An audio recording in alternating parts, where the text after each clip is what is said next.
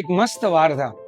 એક વખત એક બિઝનેસમેન જેને સવારે ઉઠવામાં મોડું થઈ ગયું છે, 2 કલાક પછી એની મીટિંગ છે, એટલે પોતે વિચારે છે કે હવે હું જો એ મીટિંગમાં ન પહોંચ્યો તો બહુ મોટો પ્રોજેક્ટ મારા હાથમાંથી જતો રહેશે. એટલે પોતાની કાર લઈ અને સ્પીડમાં નીકળે છે. જેવો નીકળે છે, થોડા કિલોમીટર દૂર જાય છે, ત્યાં એક વચ્ચે પુલ આવે છે. જેવો એ પુલ ઉપર પહોંચે છે, ત્યાં કોઈ કારણોસર એની કારમાંથી એક પાછલા વ્હીલમાંથી 4 બોલ સરકી અને નદીમાં જતા રહ્યા છે. વ્હીલ જુદું થઈ ગયું. સદભાગ્ય એટલા કે કોઈ નુકસાન ના થયું આ માણસને.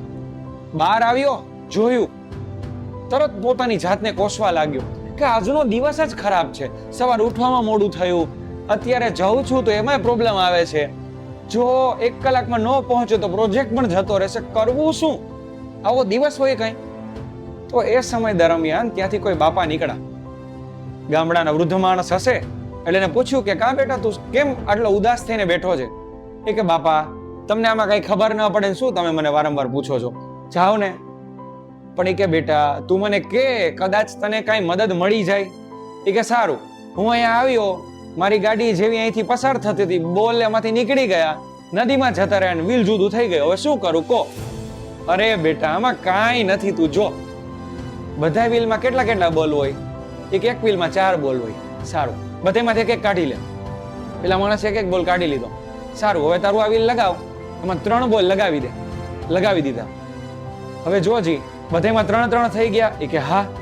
હવે તારી ગાડી ચાલશે? એ કે હા.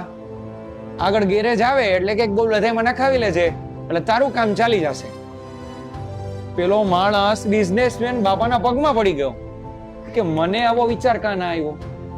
ત્યારે બાપાએ જે જવાબ આપ્યો ને એ સમજવા જેવો છે. એને એવું કીધું કે તું છે ને એ સમસ્યાનું ચિંતન કરતો હતો અને હું સમાધાનનું ચિંતન કરતો હતો. કારણ કે જિંદગીમાં બનેલી ઘટનાઓ છે ને એ ઘટના એટલે બની ગઈ. હવે એના ઉપર તમે ચિંતા કરો તો કાંઈ નથી થવાનું. એના કરતા હવે એનું નિવારણ શું લાવી શકાય, જો એના ઉપર એકવાર વિચાર કરીએ ને તો લગભગ આપણી જિંદગી આખી સુધરી જાય. પણ માણસ લગભગ આ જ નથી કરી શકતા, એટલે જ દુઃખી છે. જો વાત સાચી લાગતી હોય તો પ્લીઝ લાઈક કરો, શેર કરો અને સબસ્ક્રાઇબ કરો. Thank you.